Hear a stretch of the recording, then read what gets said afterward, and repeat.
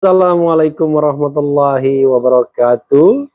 Sobat RH sekalian, jumpa lagi kita di channel yang keren ini. Keren cadas.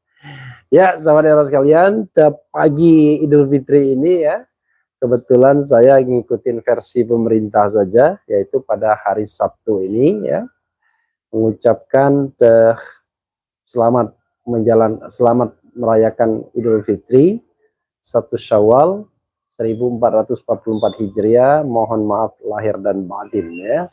Allahu Akbar, Allahu Akbar, Allahu Akbar. La ilaha illallah, wallahu Akbar. Allahu Akbar walillahil hamd. Ya, sahabat sekalian, menarik ya, bagaimanapun kampung halaman pasti akan berbeda dibandingkan hari-hari sebelumnya ya. Kenapa? Karena sekarang ini ya seperti lagu saya, aku pulang, ya ibu tiada lagi. Kemudian tahun lalu kakak perempuan saya yang biasanya aktif kalau kami pulang lebaran juga dipanggil Yang Maha Kuasa. Mudah-mudahan arwah beliau-beliau ya, kedua ibu bapak saya diterima di sisi Allah Subhanahu wa taala. Nah, ini iseng-iseng menunggu untuk sholat Id ya di musola dekat rumah saja. Di antara keluarga ada yang sudah berlebaran, jadi demokratis ya.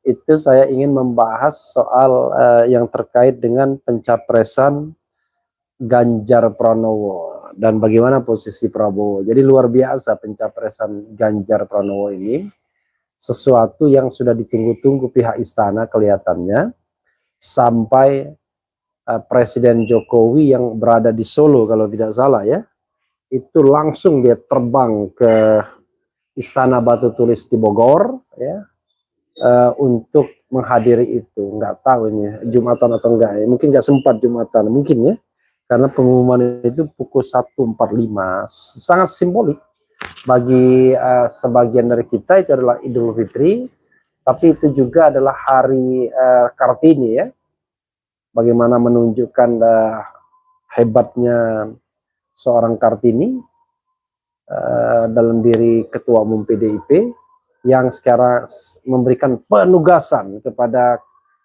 Ganjar Pranowo ya, namanya penugasan, jelas dia katakan begitu ya, penugasan sebagai calon presiden. Luar biasa ya, partai jauh lebih gede dibandingkan ke negara ya, karena cuma penugasan saja dari partai politik.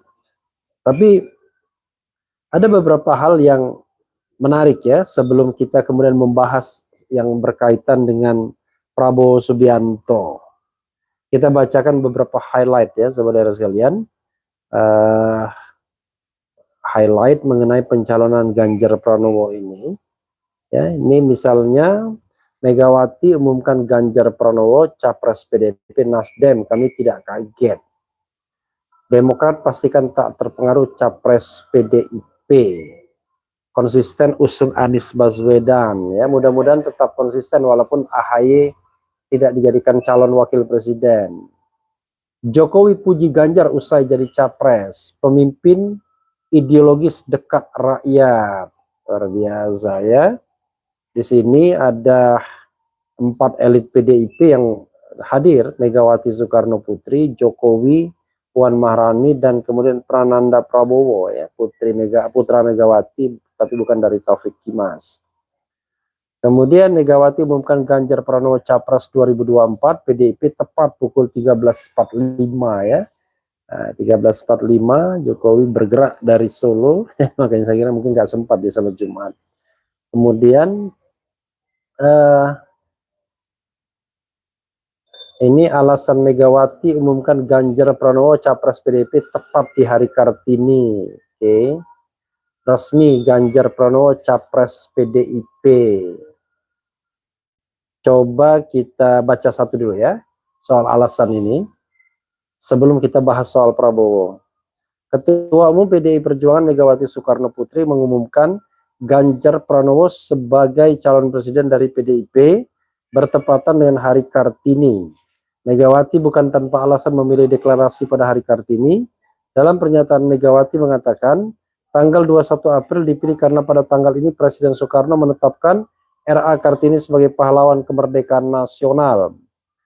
Coba luar biasa ya, yang diusulkan adalah cowok, tapi tiba-tiba momennya Hari Kartini. Beliau sosok pembebas perempuan, pelopor perjuangan kaum perempuan.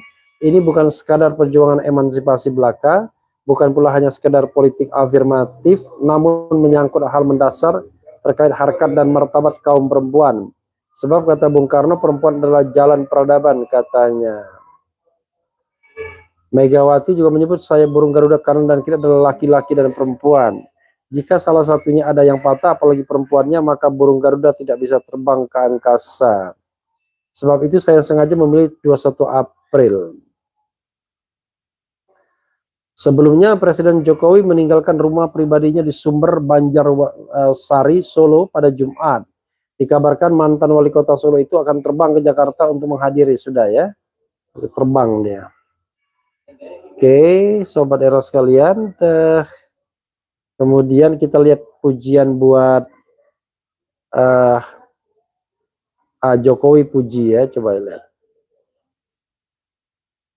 Presiden Jokowi merespons penunjukan Ganjar Pranowo sebagai capres yang diusung PDIP di pemilu 2024.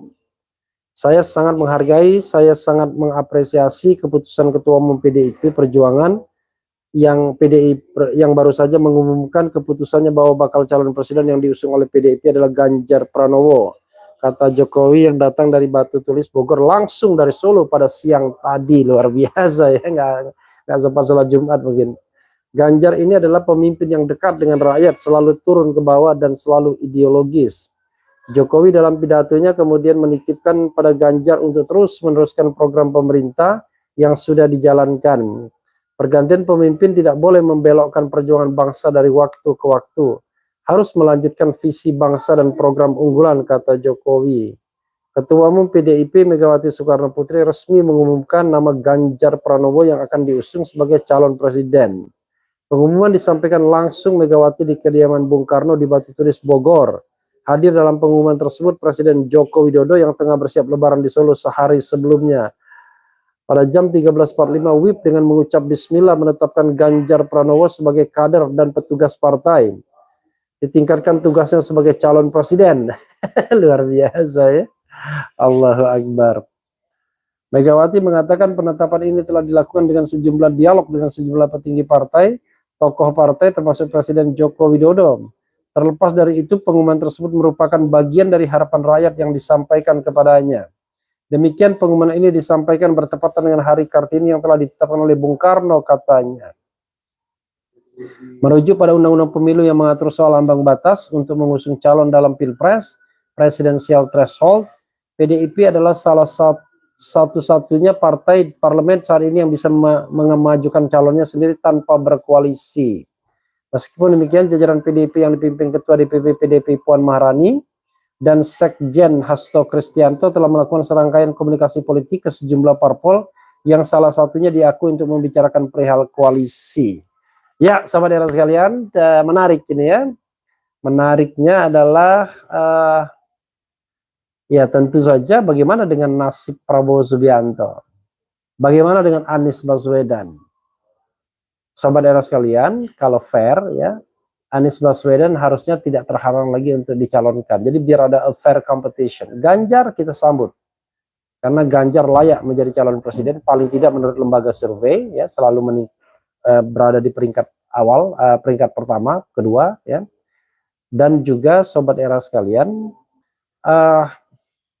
Anies layak untuk menjadi calon presiden. Nah, ganjalan bagi Anies Baswedan itu kasus Formula E, padahal Ganjar juga punya kasus yang jauh lebih ceto welo-welo, yaitu EKTP, tetapi sepertinya ya karena itu tidak akan dikutak-kutik, karena to be fair, oke, biarkan mereka berkompetisi ya, dan kemudian berkompetisi, kemudian biarkan rakyat kemudian yang nanti memilih Asal pemilunya fair dong, ya, siapapun tidak boleh curang, mau Anies, mau Ganjar dan lain sebagainya. Tapi tantangan bagi Anies adalah seandainya tiba-tiba Mahkamah Agung memenangkan kubu Muldoko dan ini menjadi tidak menarik persaingan pilpres, apalagi saya mendengar gosip-gosipnya nih, namanya isu kan jangan terlalu dipercaya, tapi ya jangan juga kita tidak langsung dipercaya. Kalangan tertentu yakin 99% Anies tidak akan bisa jadi calon presiden. Wah, gawat ya. Karena tadi ada satu titik yaitu Demokrat yang masih bisa dalam tanda kutip dimainkan, dalam tanda kutip. Nah, oke. Anggap saja Anies bisa, maka akan dua calon. Nah, calon ketiga rasanya sudah dipastikan tidak jauh dari Prabowo Subianto. Kecuali Prabowo kemudian dihianati beramai-ramai. Dengan endorsement terhadap Ganjar saja, sebenarnya Prabowo sudah gigit jari. Prabowo yang dielu-elukan oleh Jokowi, oleh Budi Gunawan, oleh banyak kalangan sebagai calon yang akan didukung oleh Presiden Jokowi, nyatanya Presiden Jokowi bela-belain terbang dari Solo ke Jakarta hanya untuk, dalam tanda kutip lagi sekali lagi, menghadiri Ganjar Pranowo, deklarasi Ganjar. Padahal hari Jumat, Jumat siang, coba bayangkan ya. Berangkat dari Solo, padahal dia sendiri pulang ke Solo untuk persiapan Lebaran. Luar biasa ya. Bisa you can imagine bagaimana Jokowi dari awal sesungguhnya istana berharap bahwa PDIP memang menjagokan Ganjar Pranowo. Maka kemudian ada KIB, tapi karena nggak kunjung dicapreskan, maka sepertinya Presiden Jokowi dan beberapa ya klik istananya sepertinya melakukan manuver. Nah, manuvernya itu adalah dalam tanda kutip mendukung seolah-olah koalisi besar. Padahal koalisi besar itu asumsinya akan menjagokan Prabowo Subianto. Pertanyaan sekarang, siapa yang lebih dijagokan oleh Presiden Jokowi, Prabowo Subianto atau Ganjar Pranowo? Kalau melihat gelagat sekarang, ya Ganjar Pranowo adalah skenario awal bagi istana. Kalau Ganjar Pranowo sebagai skenario awal istana, pertanyaan kita adalah, ya, pertanyaan yang paling mendasar adalah apakah Gerindra akan bisa mencalonkan Prabowo Subianto sebagai calon presiden? Itu dulu. Kenapa begitu? Kita tidak tahu setelah pencapresan Ganjar oleh PDIP, Megawati dan Jokowi ini, apakah partai-partai yang kemarin so-called membentuk koalisi besar, 5 partai tersebut akan tetap di sana atau akan ditarik lagi ke dalam orbit istana. Misalnya, bagaimana dengan PAN yang kelihatan menjadi motor dari koalisi besar? Bagaimana dengan PKB yang to some extent orang mengatakan, ya kalau Muhaimin sih bergantung bagaimana titah istana saja. Kemudian bagaimana misalnya dengan P3? Bagaimana misalnya dengan Golkar? Kalau keempat partai ini ditarik ke dalam koalisi PDIP untuk mendukung Ganjar, ya sama saja. Prabowo tidak bisa mencalonkan diri sebagai calon presiden. Atau kalau seandainya 4 partai ini tetap mendukung Prabowo, maka akan menjadi menarik. Kenapa menjadi menarik? Karena ada partai yang mendukung calon yang berbeda. Jadi partai istana itu mendukung calon yang berbeda. Tidak hanya Nasdem, tetapi juga 4 atau 5 partai istana mendukung calon yang berbeda. Menarik ya, saudara sekalian. Tapi yang jelas ternyata dukungan terhadap Prabowo hanyalah dukungan yang sifatnya taktikal, ya, dukungan untuk menekan Megawati saja. Nah, lalu pertanyaannya adalah mengapa Megawati akhirnya menjagokan Ganjar Pranowo atau mencapreskan Ganjar Pranowo? Jawabannya adalah no choice. Enggak ada pilihan lain.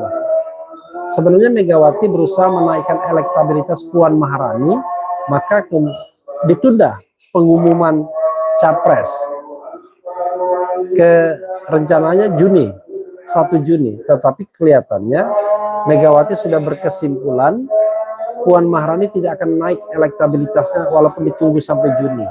Maka dia ambil momen 21 April karena kalau tidak sudah terlambat.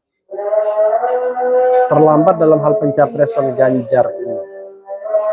Maka karena tidak ada pilihan lain, Ganjar yang dicapreskan. Karena Ganjarlah yang dianggap punya peluang untuk memenangkan pertarungan.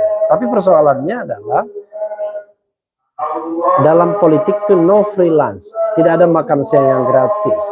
Saya membayangkan sobat era sekalian, nominasi Ganjar ini disertai dengan perjanjian-perjanjian politik. Dan yang paling penting adalah bagaimana posisi Puan Maharani nanti. Saya membayangkan posisi Puan bisa menjadi wakil presidennya Ganjar Pranowo seandainya bisa dipastikan Ganjar kuat elektabilitasnya walaupun berpasangan dengan siapapun. Maka Puan akan dimasukkan dalam slot sebagai calon wakil presiden. Tapi kalau tidak, masih ragu apakah Ganjar bisa menang atau tidak, maka Ganjar akan dipasangkan dengan calon dari kelompok Islam yang dianggap kuat. Kalau dia sama Erick Thohir rasanya nggak cocok. Sama Sandiaga Uno masuk akal, sama Ridwan Kamil masuk akal, ya. Tetapi intinya adalah dari calon Islam nasionalis, Islam modernis. Karena kalau NU ya it could be possible, tergantung bagaimana lawannya.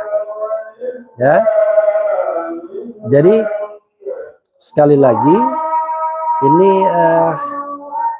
sebuah dalam tanda kutip ya, saya harus tanda kutip terus tamparan bagi Prabowo Subianto ya. Karena hanya dijadikan alat untuk menekan Megawati. Nah, kekhawatiran Megawati tentu saja terhadap leadership yang tadi kan posisi Puan. Yang kedua adalah bagaimana leadership di PDIP. Saya membayangkan sudah ada perjanjian dengan Ganjar dan Jokowi bahwa baik Ganjar maupun Jokowi tidak akan mengutak-atik kepemimpinan di PDIP. Artinya kalau Megawati step down, mengundurkan diri, maka Puan Maharani yang akan menggantikan dan tidak boleh diutak-atik. Apapun posisi Puan Maharani, menjadi seorang wakil presiden sekalipun misalnya tuh calon wakil presiden, maka leadership PDIP untuk Puan Maharani. Saya membayangkan itu perjanjiannya. Soal lain ya nggak ngerti ya. Saya hanya mengatakan no freelance dalam politik karena endorsement PDIP terhadap Ganjar Pranowo sangat ditunggu oleh kubu istana dan it could be possible kekuatan ekonomi di belakang layarnya ya. Jadi sehingga ya deklarasi ini sangat ditunggu dan dengan bisa sangat berharga mahal ya. Mahal apa saja, momennya, timingnya dan lain sebagainya. Tetapi intinya yang ingin saya katakan adalah tentu tidak ada yang gratis dalam politik ya, karena politik itu selalu melibatkan negosiasi dan lain sebagainya. Dan Prabowo kita tunggu apakah dia bisa nyalon atau tidak. Apakah nanti istana akan menyingkirkan Prabowo sehingga hanya 2 calon, atau sebaliknya istana tetap mempertahankan Prabowo dengan asumsi Anies tidak bisa nyalon karena PK akan memenangkan Muldoko. Maka kalau Anies tidak bisa nyalon, berarti pertarungan hanya di antara 2 kekuatan istana. Dan ini tidak fairnya politik kita akibat presidensial threshold. Tapi kita tunggu saja bagaimana ke depannya ya.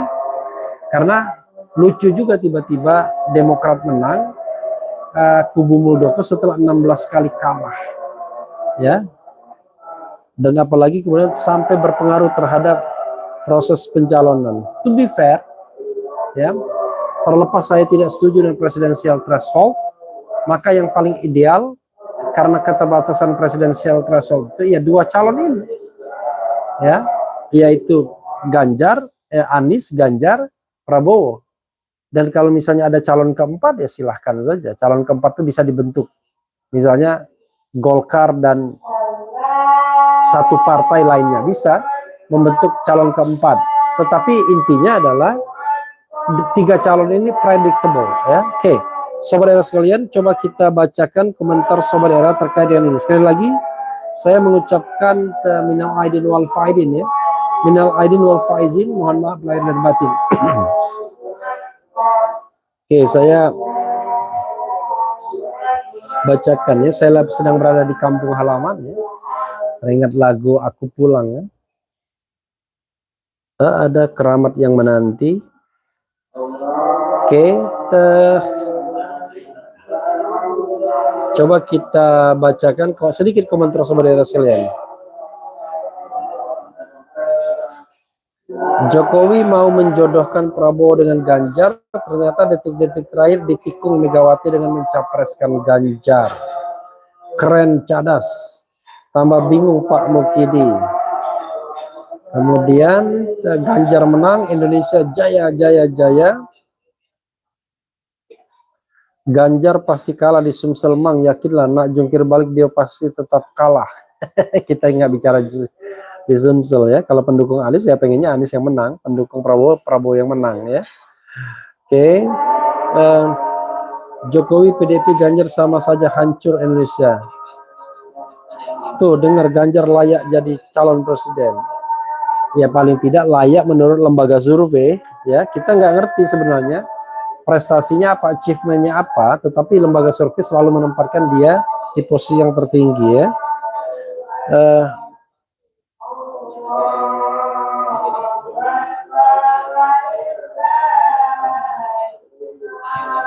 Ganjar nggak ada apa-apanya, tuh tetap Pak Anies presiden. Oke. Kemudian prank balik aja, Pak PS dukung Pak ARB. Oke. Bang, presiden boleh endorse capres ya? Ya harusnya nggak boleh, bukan nggak boleh, ya. Secara etika harusnya ya lebih baik tidak, tetapi ya sudahlah, mau diapain lagi. Bagusnya Prabowo mundur. Ganjar pendukungnya banyak, lihat pas Harla 100 tahun itu banyak yang nyambut. Suara NU gak solid, Megawati Hasyim Muzali aja kalah padahal ketum NU dulu. Perang sesungguhnya jika dua kandidat Anies AHY versus Ganjar Prabowo, siapapun yang menang secara jurdil kita dukung.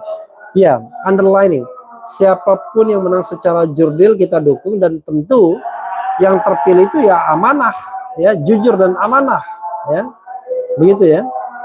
Kemudian beda generasi, Bung. Ganjar itu eksis di kalangan generasi Z, Gen Z, ya, apalagi di kalangan NU. Oh, jadi yang PDIP capreskan masih tetap dari petugas partai, ya. Mohon maaf lahir dan batin. Saya orang NU memilih selalu salah dan tidak maju, rakyat tidak sejahtera. Sekarang saya milih Pak Anies. Semuanya layak jadi presiden, salam 0%, ya. NU mayoritas dukung Ganjar. Cukup, jangan kita ributkan keburukan capres lain, lebih baik kita puji capres sendiri. Iya dan tidak, ya. Kenapa? Karena dalam politik negatif campaign boleh, yang tidak boleh black campaign. Negatif campaign nggak apa-apa. Karena kalau kita tidak tunjukkan kekurangan dan kelemahannya, berbahaya bagi Indonesia ke depan, ya.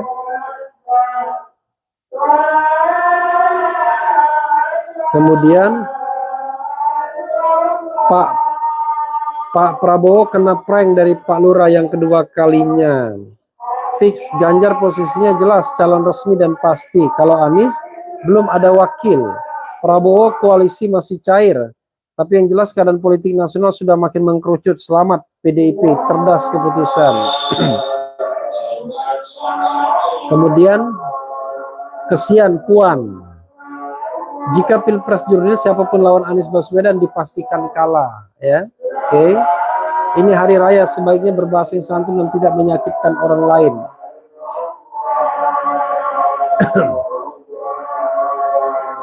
Ganjar Puan nggak dongkrak, Ganjar Mahfud MD. Oke. Kemudian semangat sekali semut bakot. Kemudian sudah kuduga akan begitu, meskipun sebenarnya Mega menginginkan Puan yang maju, tapi Mega ingin kemenangan adat PDIP. PDIP tinggal cek gelombang, Mbak Puan di DPR aja bro. Ganjar Mahfud MD, Prabowo, Akhil Sirat, Yeni Wahid, Yeni Wanita ini, Ketua MUI Tuan Kubaja dan lain-lain. Wakil presiden itu hanya cuma perhiasan dan tidak ada fungsi dan gunanya. Contohnya Ma'ruf Amin, tidak ada gunanya. Ya, artinya tetap saja kalau kita bicara perspektif menang ya. Takbir dulu Bang Refli sudah. Sudah ini dari musola subuh, nanti kita akan ke masjid lagi. Ya itu saja sobat era sekalian ya. Kita bersiap-siap ke musola untuk sholat Id ya. Wassalamualaikum warahmatullahi wabarakatuh. Mohon maaf lahir dan batin.